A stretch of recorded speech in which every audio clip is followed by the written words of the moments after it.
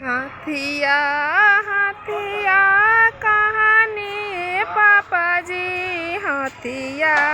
आइले दुआर हाथिया आइले पिया सली पापा पोखरा दिना खोना हाथिया आइले पिया सल हो पापा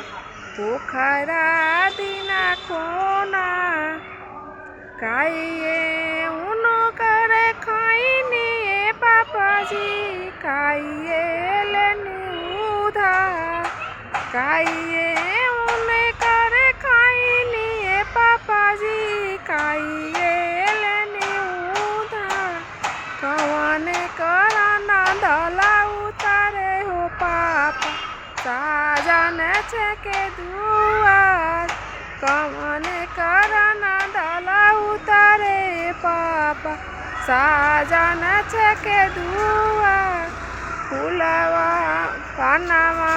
उनो करे खाइनी पापा बेटी